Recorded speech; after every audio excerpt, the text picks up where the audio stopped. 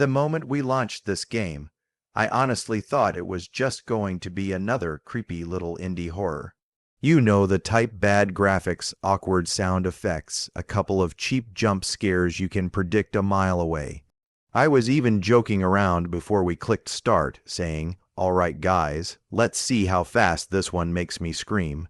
But the second the title screen faded in, everything felt off. I can't explain it. It wasn't just the usual eerie background music or a glitchy filter. No, this felt heavy. Like something invisible was pressing against the room, sitting in the corners watching us. And then the name popped up across the screen, the giant Puppeteer. At first I laughed. I mean, really, a puppeteer? That sounded more goofy than scary. But then I remembered this wasn't just some random name. This was based on a legend, a story people in an old town whispered about. Parents used to tell their kids that if they stayed out too late at night, the puppeteer would come. He'd tug on invisible strings and lead them away, making them dance until they couldn't move anymore. Creepy bedtime story, sure, but still just a story, right? Except the way the game presented it didn't feel like a story. It felt like an invitation. The opening screen wasn't colorful. No glowing press start button. Just a single spotlight in the middle of a dark stage, swaying slightly, as if someone had nudged it. And if you listened closely, not the normal way, but really leaned in with your headphones, you could hear it. The faintest sound, a dragging noise, something being pulled across the floor. I froze. My heart was already speeding up, and I hadn't even pressed a button yet.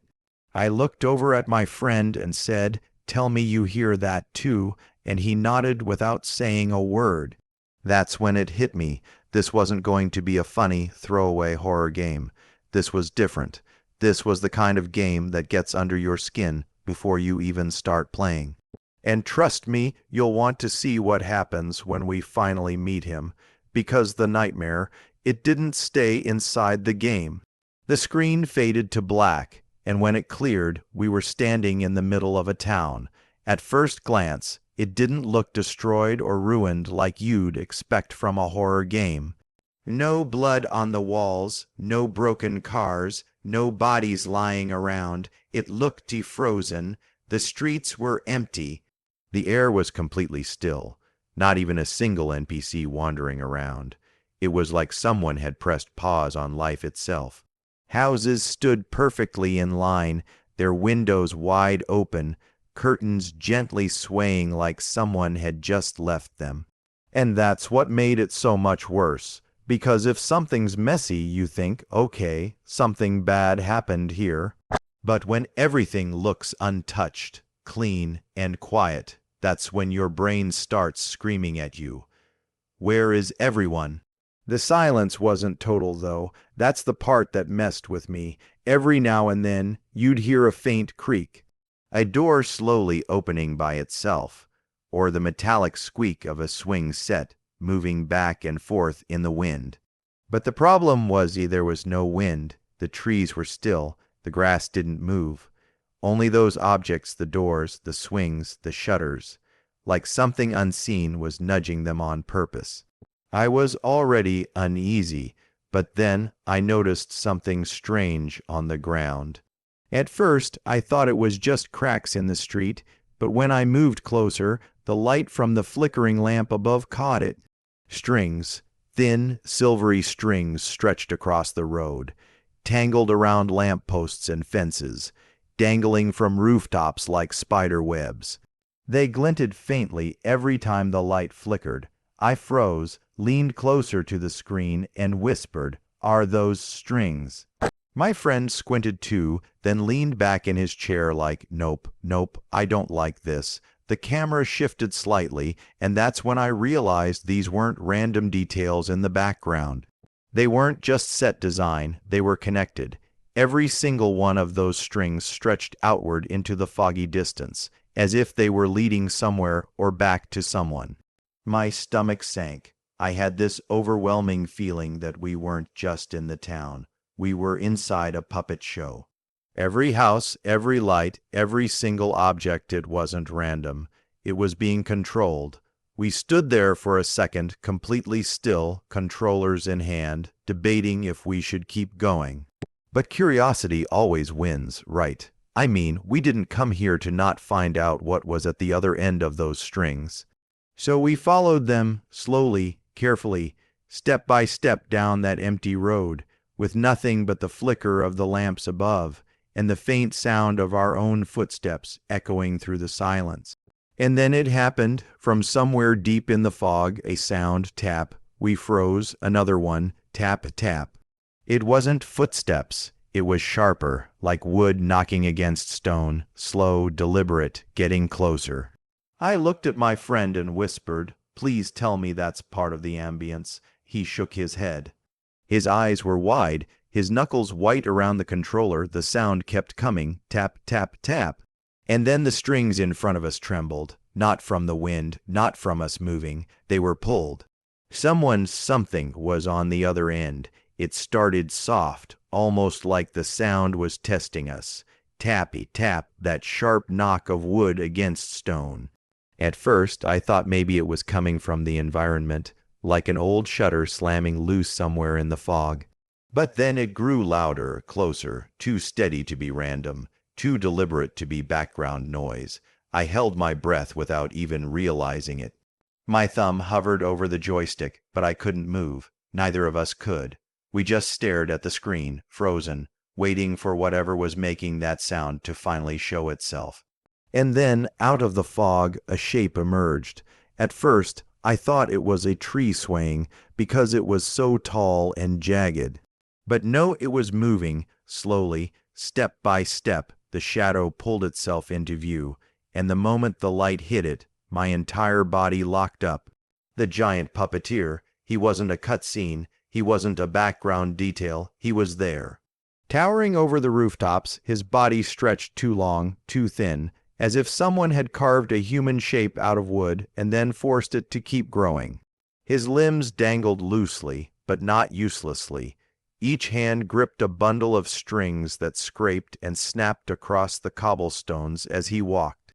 They dragged behind him like veins spilling out of a body, and his head his head tilted unnaturally to the side, like it was permanently straining to look at something just out of view. And yet, I swear in that moment his eyes locked on me, not my character on the screen, me. I laughed nervously, trying to shake it off.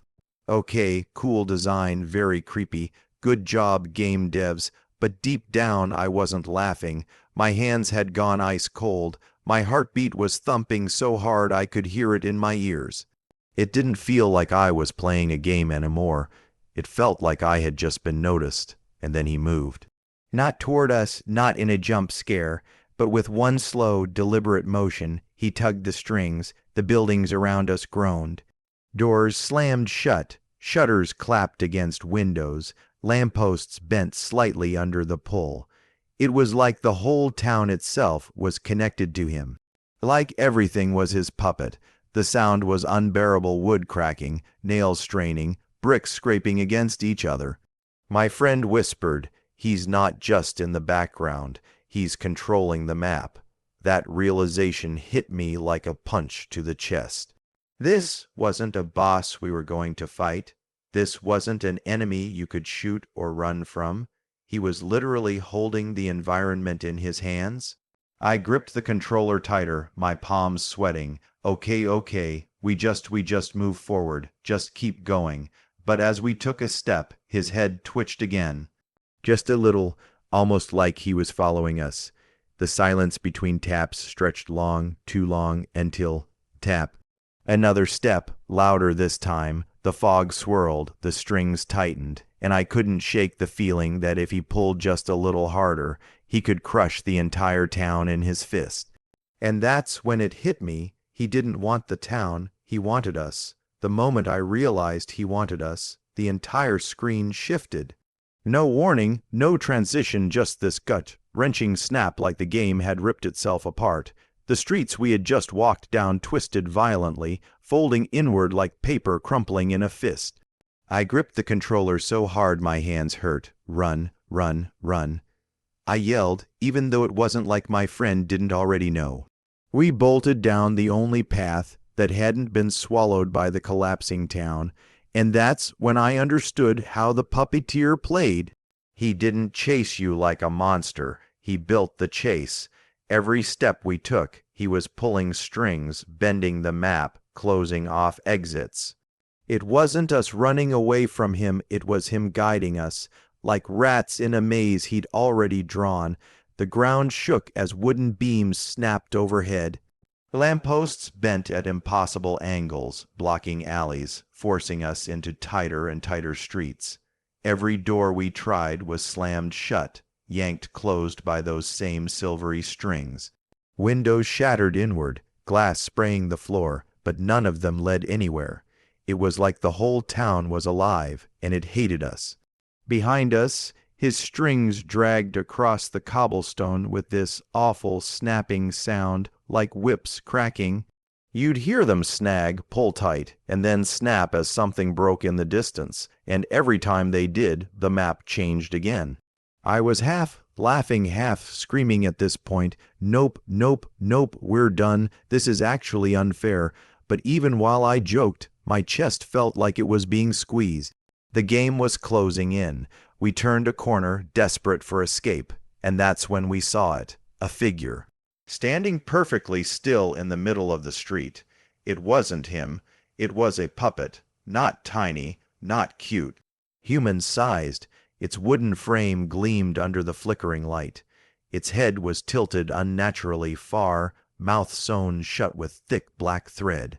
Its eyes, if you could call them eyes, were just hollow black sockets, and yet it felt like it was staring right through us. We stopped dead in our tracks. For a second, I thought maybe it was a statue, something placed there just to freak us out. But then it moved, slowly, jerky, almost like it was resisting its own body. The arms twitched, the head snapped slightly, and then, so painfully slow, it lifted one arm and pointed. Not forward, not behind, straight at us. I swear my blood went cold. Behind us, I heard the dragging strings get louder, closer, scraping against stone-like nails on a chalkboard. I whispered, "He's here. Oh my God, he's right behind us." But the puppet didn't move to attack. It didn't run. It just stood there, pointing, and in that moment I realized this wasn't an enemy, this was a warning. A marker. The puppeteer was showing us exactly where he wanted us to go. And the worst part, the street behind us was already gone. Buildings folded in on themselves like paper, cutting off every way out. We had no choice, so we stepped forward, following the puppet's gaze. And that's when the real game began. The puppet's finger didn't waver. It didn't shake. It just kept pointing, its hollow eyes locked on us, as if daring us to move. Every instinct I had screamed, "Don't follow, turn around, find another way." But there wasn't another way. Behind us, the buildings had collapsed into black nothingness, streets folding like torn pages ripped from a book. So we moved step by step past the puppet, down the narrow road it was showing us, and the entire time I couldn't shake the feeling that we weren't choosing this path. We weren't surviving, we were performing, and then we saw it, the theater. It rose out of the fog like it had been waiting for us the whole time. Massive, old but untouched. The paint on its walls hadn't peeled, the golden trim still gleamed faintly under the moonlight, and the giant red curtains at the entrance seemed freshly polished.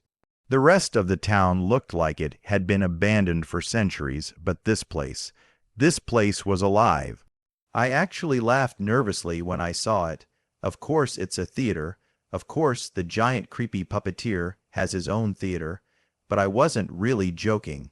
My chest was tight, my palms were sweating, and deep down I knew exactly what this meant. We stepped inside. Instantly the air changed, heavy, dusty. The smell of old wood and velvet filled the speakers so vividly I almost swore I could smell it in my room. The doors shut behind us with a hollow slam, strings tightening across them like locks. We were trapped. Rows and rows of red velvet seats stretched out before us, disappearing into the shadows.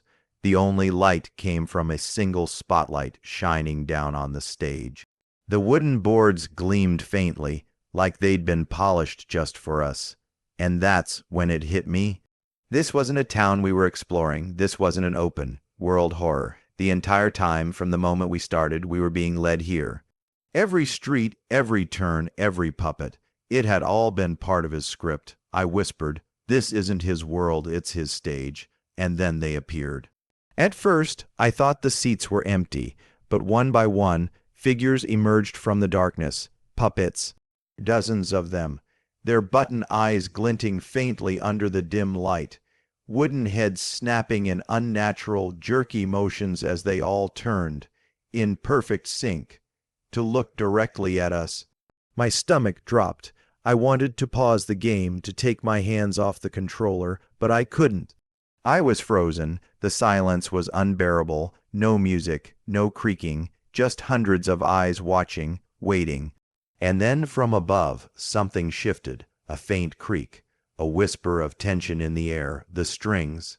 They dropped from the ceiling slowly, swaying as if invisible hands were lowering them into place.